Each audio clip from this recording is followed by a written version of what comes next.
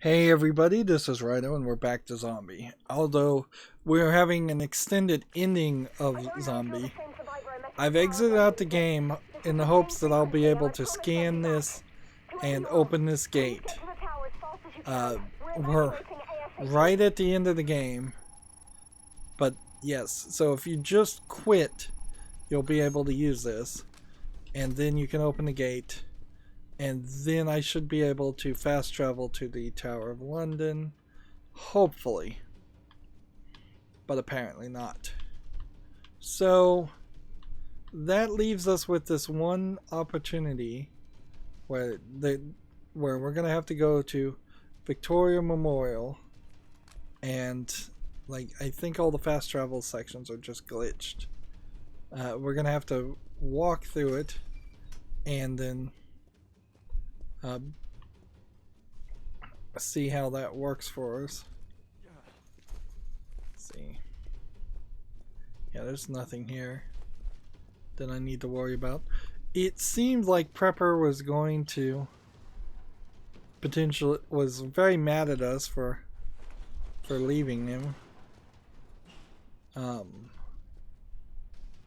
Let's see. We're looking for Victoria Memorial. Which, interesting.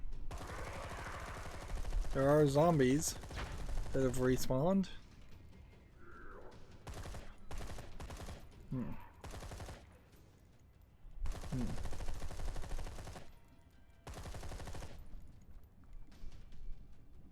So, was that what he was going to do? Let zombies in?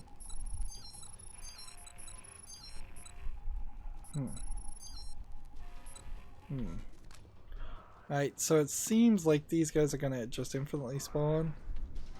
So let's not worry too much about them. Hey, let's put some lights on while we're over here. It seems like the game wants us to go this way. And that seems intentional. So, cool. Cool. I thought we had locked ourselves into a way where we couldn't finish the game. It seems like we didn't.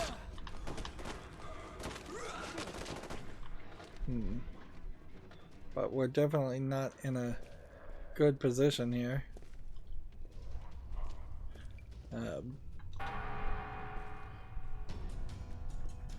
We're hearing... Interesting, the game saved.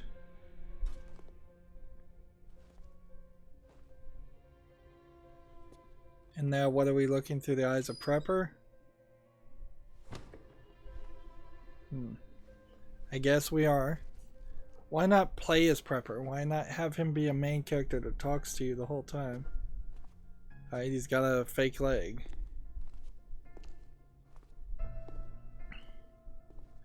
Jeez, I might have to just attach this part to the beginning of the game.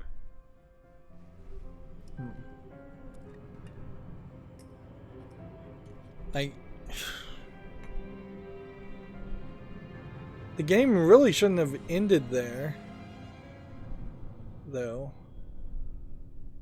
I should have either made it to the helicopter or been betrayed again.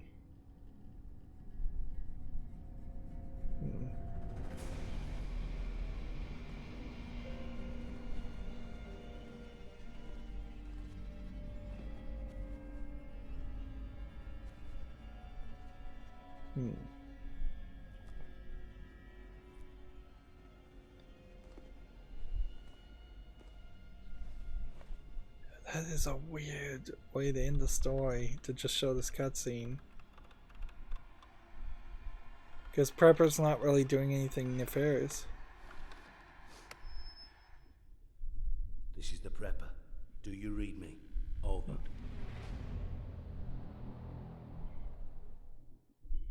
What a terrible place to end the game.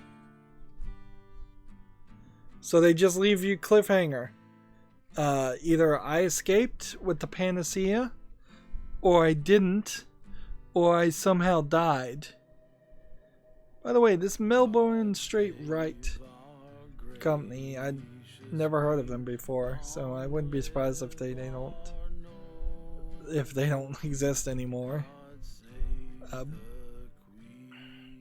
I wouldn't be surprised if this was something that was just published by Ubisoft or got extra funding after halfway through, and that's what would explain why it's unfinished, is if it had been in development for 8 years or so and they just needed something to put it out and send it out to die. So we're in a weird position now. I guess this video will be edited into the previous video, and we're at the ending. That really wasn't worth playing. The last 40 minutes of running around to get back to Buckingham Palace, which I'm still a little peeved that we didn't see a queen or a king zombie. I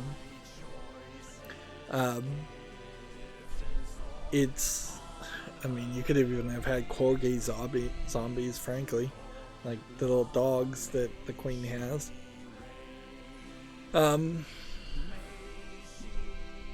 Yeah, we had to spend a lot of extra time working our way backwards through the long way to get back to Buckingham Palace, just to get back to the safe house, just to be told to leave the safe house and go to the Tower of London, and then it just ends when we exit through the door with no cutscene and nothing. And I seriously doubt we're gonna get a new game plus, which my save game is in such a terrible mess. The new game plus wouldn't even really help. I need to play the whole game a second time, and there's no way I'd ever do that. Let's not forget about the horrible church section. That was awful. Like, no point in the game was I limited on the amount of bullets I had, except for that section. And yeah, I've always been limited a little bit on bullets, but you had the cricket bat, and the cricket bat is so overpowered in this game. It really should have been the only weapon you had in the entire game. And frankly, if I was going to make this game myself with the same concepts, I would have given just the cricket bat, made it a straight up horror game. Get rid of the action, get rid of the collectibles, get rid of those elements that aren't polished. Take that budget and make more levels and make more interactions and fights with the zombies, because there really wasn't a ton of that. And the levels are way too small. Maybe that's because of the Wii U, maybe not, but yeah, it's just a mess. If you want to play something that is a rogue-like game, you would be better off playing something like Rogue Legacy or Binding of Isaac, 2 games that I've covered a long time ago, and that would give you the one more run feeling. This gives you in no way a desire to play it a second time. So it really doesn't have that rogue element. It just has a weird punishment in its game, in which it tells you died and you have to play as a different character, but that doesn't really mean much. It seems like the single idea they had here is when the character dies, he becomes a zombie, and you have to kill that original character to get your items back. And that idea is barely even touched upon or played with in a lot of instances, because you're not trying to die. It would have made more sense if that was the main focus, to have, let's say, another 10 or 20 missions, and at the end of each mission have a zombie just jump out from behind a door and kill that character. And then it becomes a storyline element where you know for a fact that you couldn't have helped it, and you now have to start over and go get the items back. I've was forced by trolley tricky maneuvers and exploding zombies to have 12 survivors in this game, and really, honestly, 8 of those were in the church sequence alone. Uh, and that's just not fun. Even the church sequence could have been interpreted differently if it became a case of every time you kill a zombie, that zombie stayed dead, but every time you died, your corpse was added to the collection. So you could have slowly whittled down the 30 or so zombies in the church section that way. That would have been nice and made it a lot less frustrating. I really should be a lot more frustrated with this game than I am. I've been in, I guess, a bit of a good mood with it. Maybe this is the power of hype, and just a game that this was kind of well received and well reviewed to my memory when it first came out in 2012. Now it's total garbage. That nobody should play it at all. It shouldn't be on Steam. It should be a concept that gets put back on the drawing board or gets left on the cutting room floor, one or the other. It shouldn't be sold as a product because it's just so glitchy and so buggy.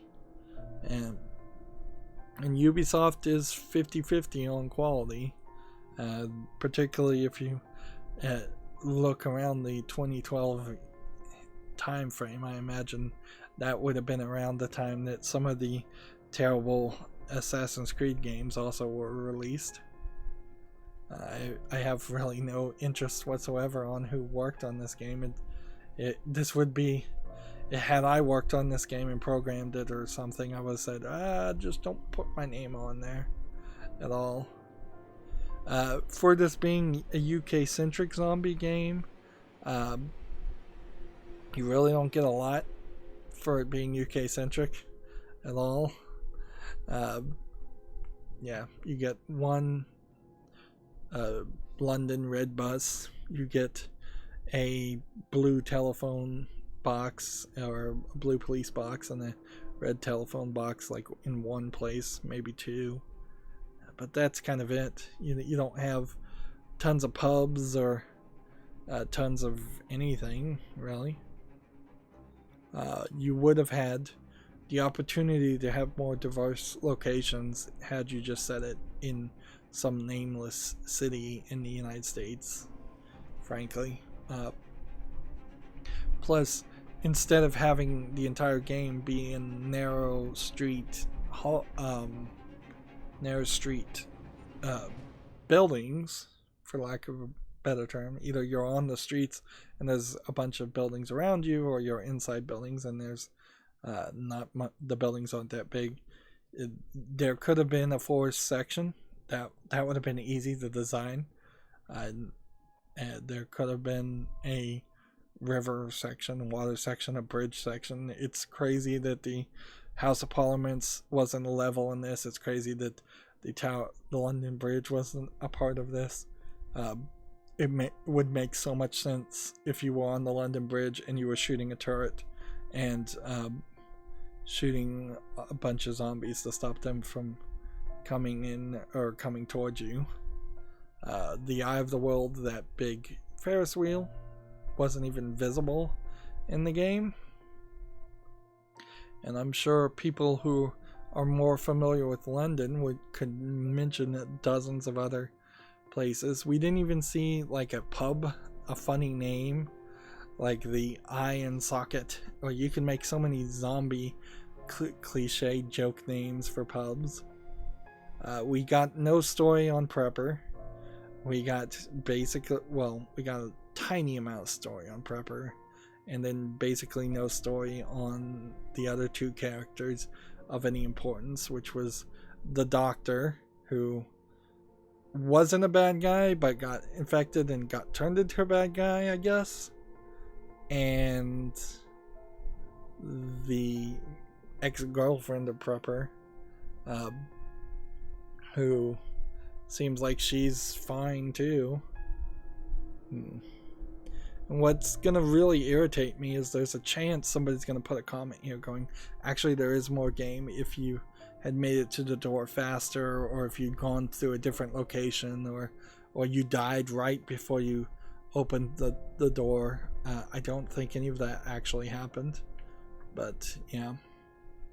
This game is weird. It still has that, at least on my monitor, about an eighth of the way up, there's this line of white pixels that have been there for the entirety of the game. That's strange. I don't even know if there's really much more to say.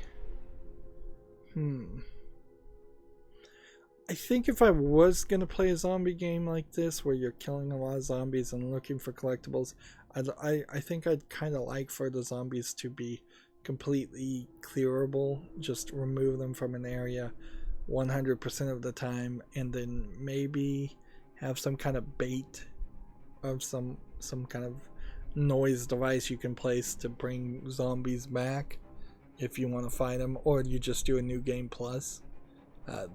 Yeah. Dead Rising, I think, takes a lot of these ideas and makes them comedic, and it makes a rogue-like RPG game that's a lot more playable. There's a lot more zombies to kill, a lot more storyline, a lot more boss battles to fight. Although I would argue that, yeah, also Dead Rising is cartoony and zoomed out from the camera angle, so it's a third person perspective. It really abandons almost all of the horror elements. So I think there is probably a horror game to play here. And I guess over the years there's been so many horror games that have come to Steam that are just first person horror games where you never have a weapon, or you are using a flashlight the whole time, and they've gotten so prevalent and so bad in many cases that they've flooded the Steam storefront. But yeah, this game might have been better without any weapons, even the cricket bat, if this was just a hide and wait for them to pass type game where you were throwing flares maybe, and that would be the only item you could use.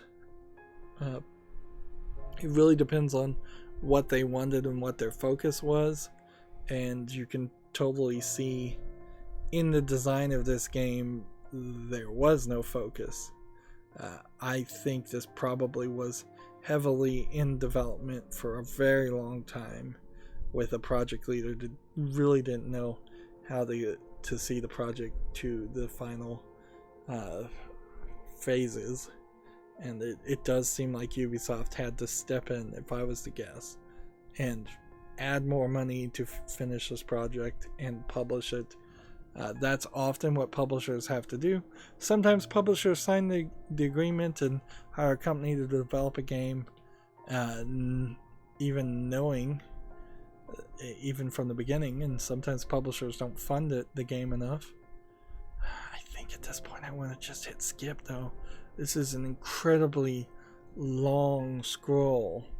I don't know if this is because the credits are just going in cycles or what. I don't know what by developers are, by the way. Behind developers, interesting. We're into the upper management of the CEO of Ubisoft at the time. I think he still is the CEO as of this recording. They're just giving credits to everybody, and I don't mind giving credits to everybody, but they're double spacing it, and they're giving like 3 lines of space after each grouping. It's really a lot of names. It's taking a long time. Oh man, this is a bummer of a game. It really is. I kind of wonder, frankly, if you would to make like a mobile phone game of something like this, if it wouldn't work better.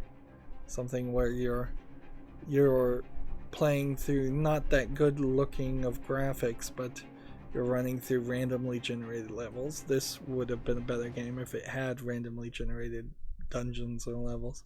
I guess this almost does come close to a dungeon crawler game. And then once you clear a level, you get some kind of skill upgrade and a whole bunch of collectibles, like food and bullets and such.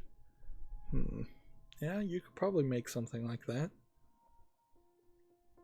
Of course, in 2012, the world of making mobile games was not anywhere as complicated as it is in 2019. Seriously. And of course, it's a Ubisoft game, so it goes through Uplay, so you get the extra frustration before you even start the game of having to launch Uplay, which is probably one of the worst launchers / storefronts. I don't even know if I have anything more to say. Oh man, this last 2 hours, frankly, just a nightmare. I would have been better off rage quitting 2 hours ago. Alright, finally we're at the end. And who wants to bet that there's going to be a zombie jump scare? I've never heard of Autodesk Beast software.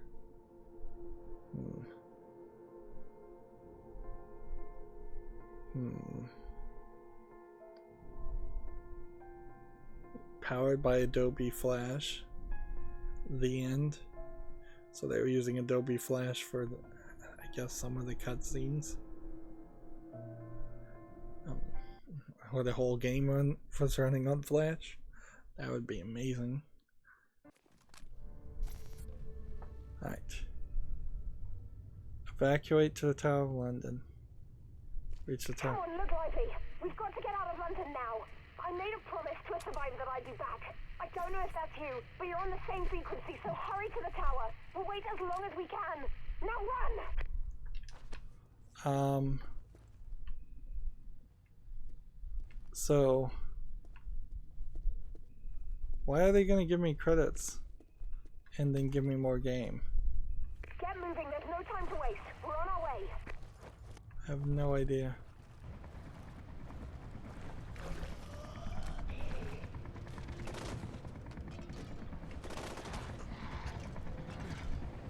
We have you on visual. Now move. Meet Sandra on the roof. I'll light the way. Don't stop and don't look back.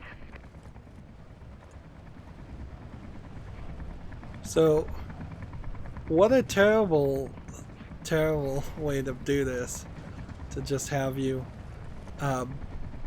run to the Tower of London after what was 20 minutes of gameplay.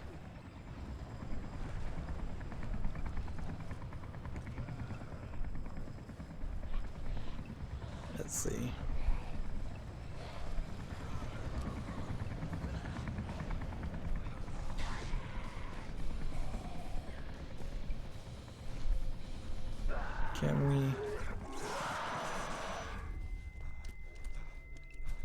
Can we get up there fast enough? I probably went the wrong direction.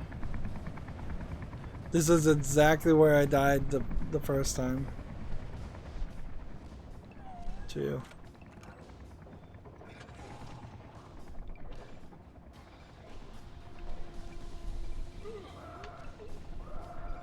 This is exactly where I died the last time.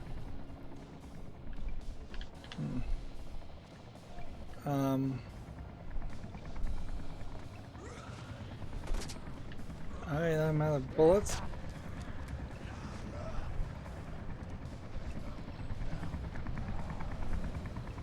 Alright.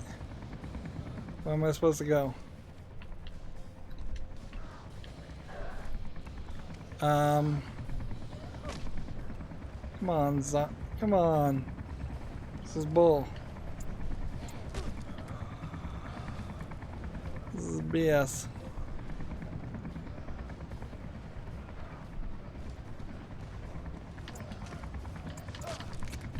Alright, I need to equip some kind of weapon.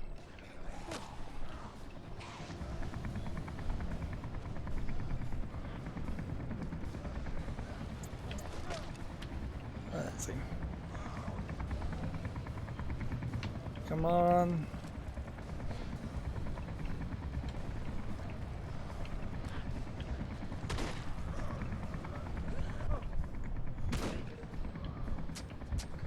Alright, let's just cricket bat these guys. If I actually survive this, I will be surprised.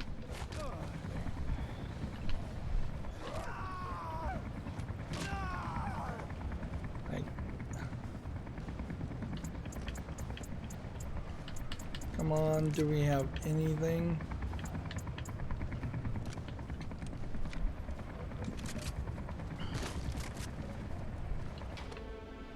I did it!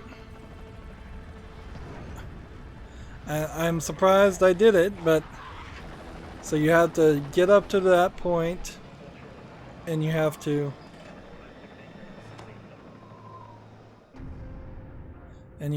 clear it off.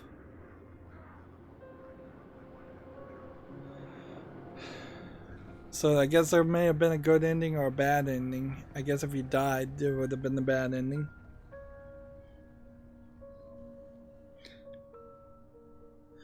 Imagine having to do all of that on Survivor and not dying once on any of those trolling moves.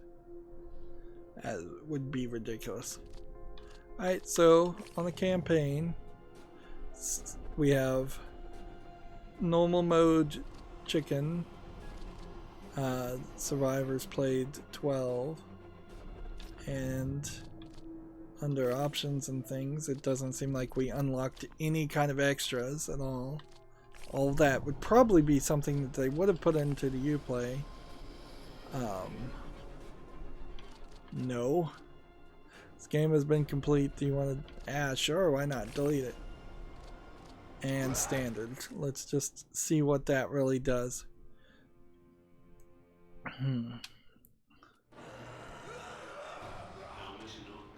Alright.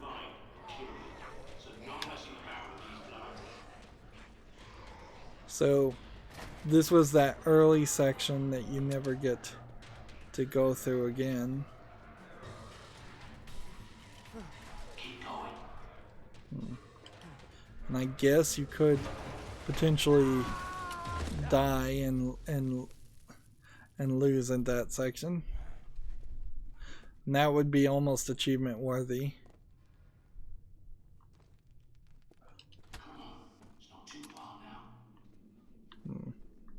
Use your flashlight sparingly. It attracts the infected, and you need to economize those batteries. I hate those. I hate the battery junk.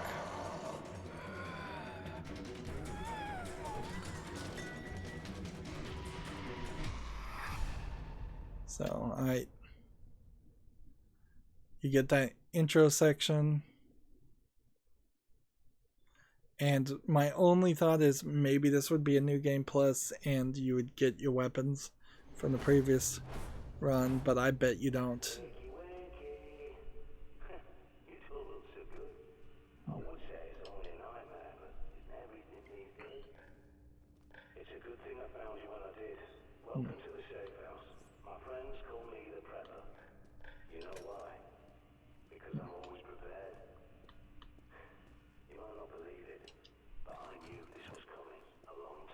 So, alright, we want to just activate this.